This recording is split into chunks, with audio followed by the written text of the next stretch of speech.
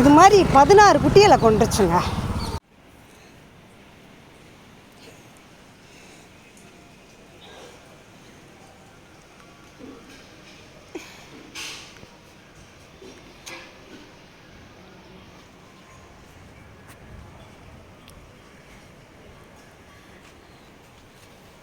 கேட்டிருந்தான்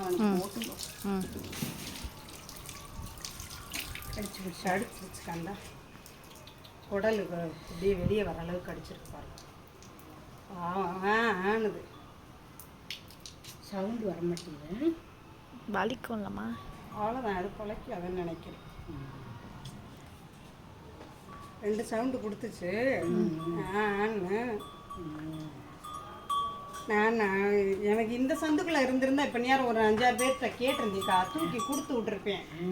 இது அதுக்குள்ளே பழையபடி புதருக்குள்ளே கொண்டு போய் போட்டுருச்சு.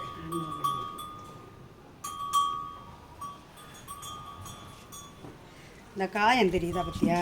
இந்த காயம்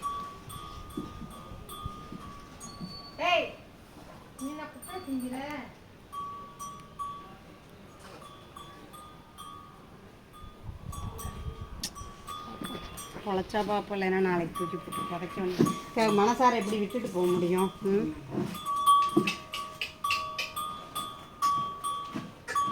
அது சின்ன உயிர் தானே, அதனால அது அந்த வயிற்றை இது பண்ணோடனே அதால் வயிற்றை கம்பி இருக்கு. குடலே வெளியே வர்ற அளவுக்கு அடிச்சிருக்காங்க. இல்லை, நான் இதை எடுக்க சொல்கிறதுக்கு காரணமே கார்பரேஷன்கிட்ட காமிக்கணும். ஏன்னா நான் இதை சொல்லியிருக்கேன். நான் ஒன்று இந்த 2 நாய்களுக்கு ஃபேமிலி பிளானிங்காவது பண்ணி விடுங்கன்னு சொல்லி ஒருத்தண்டெல்லாம் கெஞ்சுறேன். நான் தர்றேன்டா, 5000 ரூபா தர்றேன், நீ தூக்கிட்டு போ. இந்த நாய் கிட்டத்தில் வருக மாட்டேங்குது.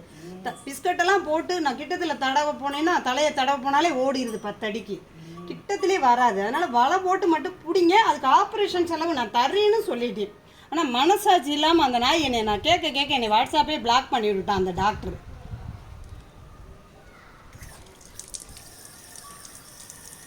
இந்த கொடுமையை நம்ம பார்த்துக்கிட்டே இருக்க முடியலை.